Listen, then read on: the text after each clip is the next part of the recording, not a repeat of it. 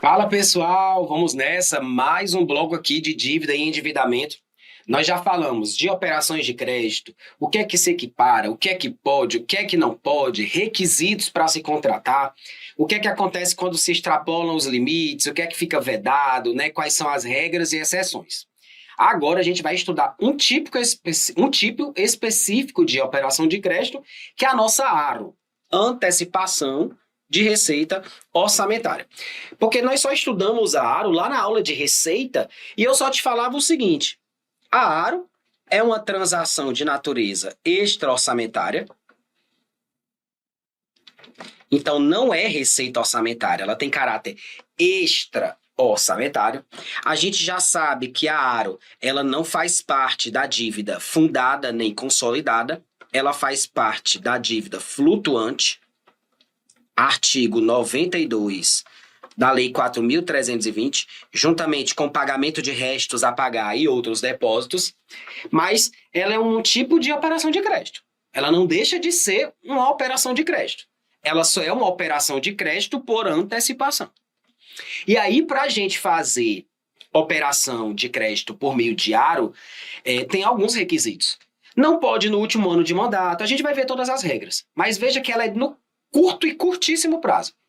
Só pode ser feita a partir de 10 de janeiro e tem que ser quitada até 10 de dezembro. Não pode no último ano de mandato. Só pode se for realmente para antecipar um valor que o governo já tem meio que como fato gerador já aconteceu. O contribuinte só não pagou. Por quê? Porque a gente viu que é vedado fazer isso aqui. Ó. É vedado captar recursos, por exemplo, por meio de um tributo ou uma contribuição, que o fato gerador ainda nem, não tem acontecido. Diferentemente da ARO. Porque na ARO, o governo está antecipando um valor, digamos, que ele já lançou de um determinado tributo, né, de uma determinada contribuição, mas que não foi pago ainda. Aí é diferente, porque ali, basicamente, é como se o fato gerador já tivesse acontecido. Só que o contribuinte não pagou o boleto ainda. Aí o governo vai lá no banco e fala assim: antecipa para mim aquele valor daquele negócio lá que eu já fiz, digamos assim, um lançamento, né? O contribuinte só não pagou, mas é um valor que ele vai ingressar nos cofres públicos. Ele está lançado para 2025.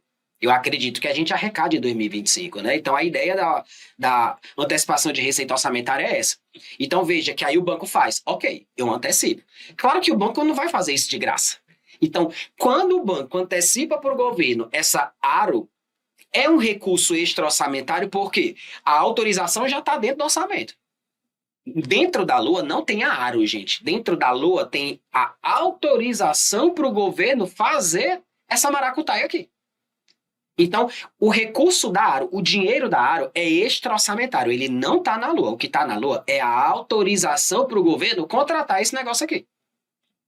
E aí, quando o banco antecipa, é como se fosse assim, ó.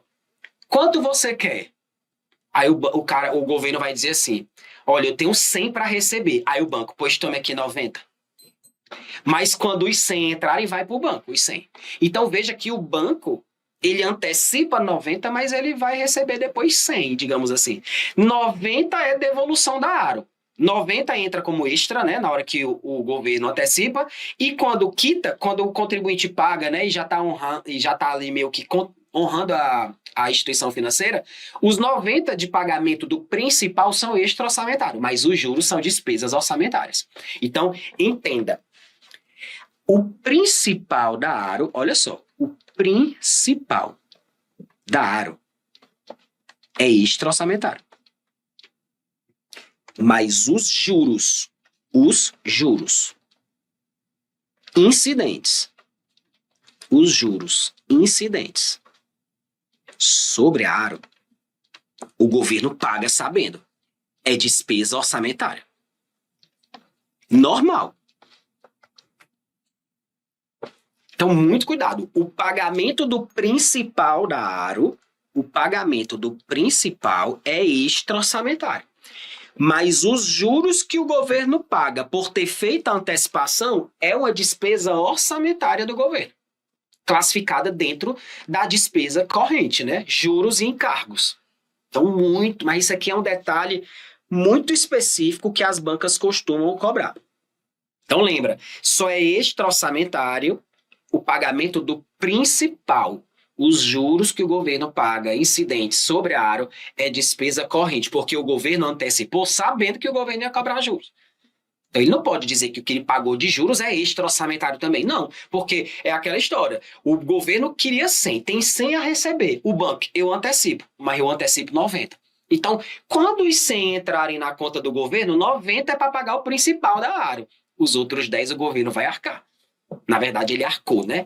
Porque se ele sabe que chegou 100, mas o banco só antecipou 90, é porque ele vai dar um jeito de completar aqueles 90 com os 10 dele. Que aí é despesa orçamentária normal, tá? Funciona assim. E para que serve a Aro? Só para isso aqui, ó. Atender à insuficiência de caixa durante o exercício. Ela é de curtíssimo prazo. Só pode ser realizada a partir de 10 de janeiro e tem que ser liquidada até 10 de dezembro. Vedações. Não pode, no último ano de mandato. O último ano de mandato do chefe daquele, né, doente, não pode. Não pode, enquanto existir outra Aro anterior que ainda não foi totalmente resgatada, muito cuidado com a palavra resgate, porque resgatar é quitar, quitar é pagar, né? Então, o governo contratou uma Aro, não resgatou ainda, ou seja, não quitou, e já quer contratar outra, não pode.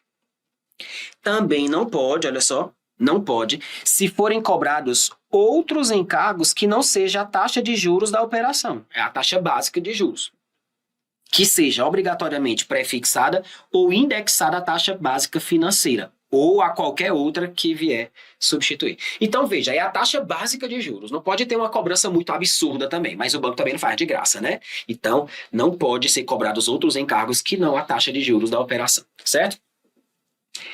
Aí vem as mordomias da Aro, né? Como ela é de curtíssimo prazo, ela é apenas para insuficiência de caixa, se o governo cumprir essa regra aqui, ó, o valor da Aro não afeta os limites para efeito de regra de ouro. Ou seja, quando a gente fez aquela equação lá, soma todas as operações de crédito, compara com a despesa de capital e vê se está menor, porque se tiver maior não pode, se tiver maior quebra a regra de ouro. Dentro das operações de crédito eu não coloco as Aros. Não coloco as Aros. Ela não é computada, claro. Isso se você contratar a Aro dentro desse prazo e cumprir todos os requisitos. Por quê? Qualquer Aro que você faça descumprindo o que manda a LRF, ela automaticamente passa a ser computada. Então você vai guardar essa informação. Se liquidada, não afeta. Se descumprida, ela integra o total das receitas ou das operações de crédito. E aí, se ela integra, fica mais fácil o governo quebrar a regra de ouro, né? Uma coisa é, eu pego todo mundo de operação de crédito e comparo com as despesas de capital. Outra coisa é eu pegar todo mundo mais as Aros. Com certeza, gente, é aí que ele estoura mesmo, né? Então, veja que o governo vai fazer o possível para não descumprir as regras das Aros. O Banco Central é quem tem um sistema de acompanhamento e controle, né, geral sobre essas contratações.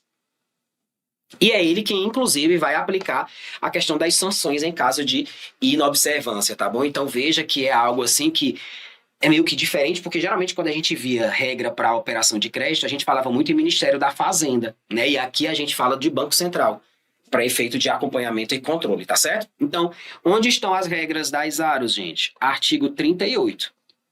É um artigo, mas cheio de detalhes, né? Vamos aprofundando. Resolução 43 do Senado. É vedada a contratação de operação de crédito nos 120 dias anteriores ao final do mandato do chefe do executivo, do estado, do DF ou do município. Mas isso aí, gente, é regras da Resolução 43. Professor, eu vou estudar essas regras quando? Ou se o seu edital trouxer de forma expressa, ou se for uma prova um pouco mais aprofundada da banca FGV, por exemplo. Então aqui, gente, são regras mais específicas, tá? Já não estão dentro da LRF, mas a gente tem que aprofundar aqui no máximo, né? Porque tem questão que cobra, tá? E nem sempre a banca anula porque não tinha no edital, infelizmente. Excetua-se dessa regra, dessa vedação, o refinanciamento da dívida mobiliária e as operações de crédito autorizadas pelo Senado ou pelo Ministério da Fazenda em nome do Senado até 120 dias antes desse final. Então, a regra é que, veja que nem tudo que está na LRF é o que realmente tem que cumprir na prática, né? Na prática, às vezes, tem muito mais regra que a gente não enxerga na LRF. A resolução diz a mesma coisa quanto às aros, tá? Ó, não mudou nada. No caso das aros, é vedada no último ano de mandato, nada de novo em relação à resolução. Garantia e contra-garantia. Tem um monte de regra, gente. E aqui, infelizmente, eu vou dizer assim, olha, são pouquinhos artigos. Sei lá, o 39, o 40, mal cai, mas você já sabe qual é a prova que vai cair, né? Então, garantia e contra-garantia, gente, é realmente ali o final da parte de endividamento já. São 2 artigos, basicamente, mas é muito difícil de aparecer, muito difícil. Aparece mais em questão de múltipla escolha, porque é uma questão de múltipla escolha e ela coloca lá dentro a alternativa de um artigo que você pouco vê, né? É aquilo que a gente vê pouco, a gente tende a demorar mais para memorizar, né?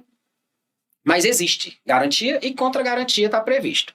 Os entes podem conceder garantia em operação de crédito, tanto interna como externa, e no caso da União, também tem que obedecer às condições estabelecidas no Senado, né, pelo Senado, se for resolução do Senado, no caso dos limites que o Senado define, e aquelas determinações pelo Ministério da Economia, ou Ministério da Fazenda, né?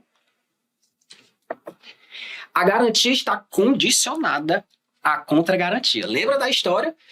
Um ente contrata com o outro. Vou desenhar aqui, ó. A pegou o dinheiro emprestado aqui com B. B emprestou para A porque C garantiu, foi o garantidor. C foi o garantidor. Presta atenção. Se A não honrar um compromisso, B executa a garantia de C. Mas C não é besta. C vai exigir uma contra-garantia. Contra-garantia de A. E essa contra-garantia, no caso da União, pode ser até vinculação de imposto de A. Porque é exceção ao princípio da não vinculação das receitas de impostos. Lembra? Entra como exceção vinculação de recursos para honrar garantias e contra-garantias assumidas com operações ali da União, né? Então veja que essa contra-garantia ela é mais que certa, porque pode até mesmo vincular imposto desse ente aqui que não pagou a conta, né? Então veja que a garantia ela está condicionada, não é uma opção, ela está condicionada ao oferecimento de uma contra-garantia. Claro, em valor igual ou superior ao da garantia a ser concedida. E a adimplência da entidade que pleitear relativamente às suas obrigações junto ao ente garantidor tem que observar as seguintes determinações. Não pode pedir contra-garantia de órgão ou entidade do próprio ente.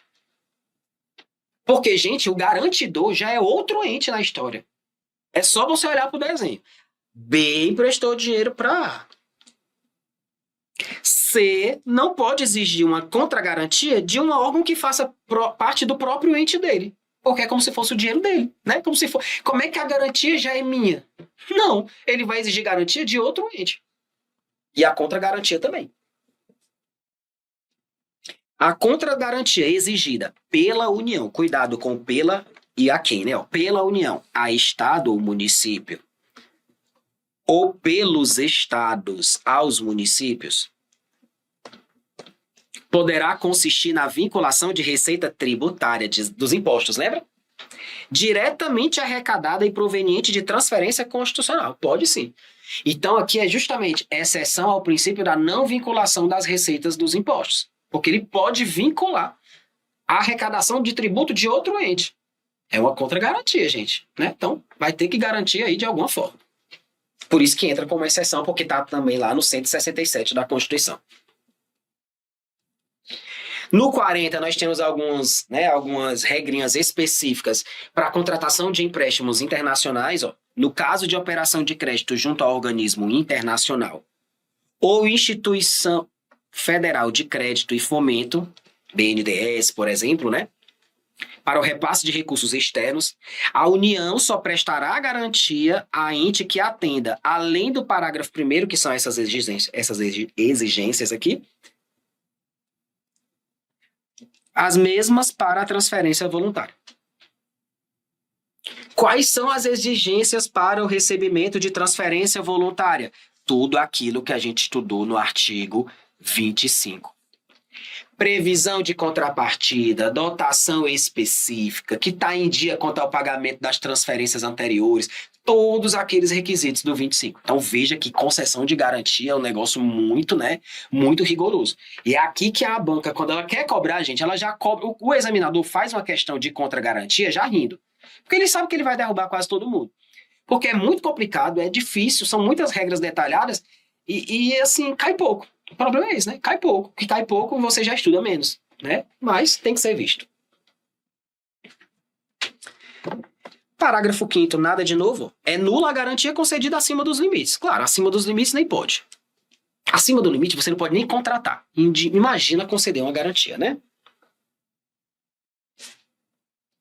É vedado às entidades da administração indireta, às estatais, conceder garantia mesmo que com recurso de fundos. Principalmente se for com o ente controlador dela mesma, né?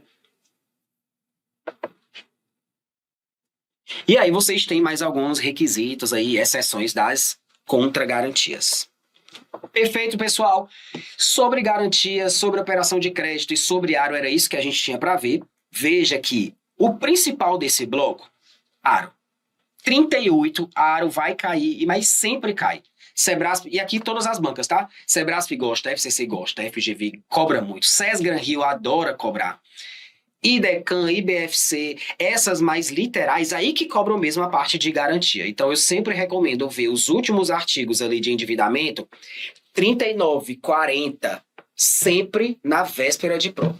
Porque você sabe que a chance de cair na sua prova é mínima, mas se cair, você sobe sua nota e muito. Porque é questão praticamente perdida para todo mundo, porque é um assunto muito específico, né? E vez ou outra eles andam mexendo nas regras desses artigos. A parte de dívida e endividamento troca muito. Veja que no bloco anterior a gente viu regra que já mudou agora em 2025, que era de algo que já tinha mudado no fim de 2024. Então tem que estar muito atento. Seu material pode estar desatualizado amanhã, né? Mas é isso, toda hora a gente tem que estar mexendo aqui nesse curso, tá bom? Próximo bloco nós vamos falar um pouquinho sobre algo assim na prática, que se fala de capacidade de pagamento. Isso aqui é na prática, banca FGV já anda cobrando isso aqui, tá bom? Não sai daí, já a gente volta.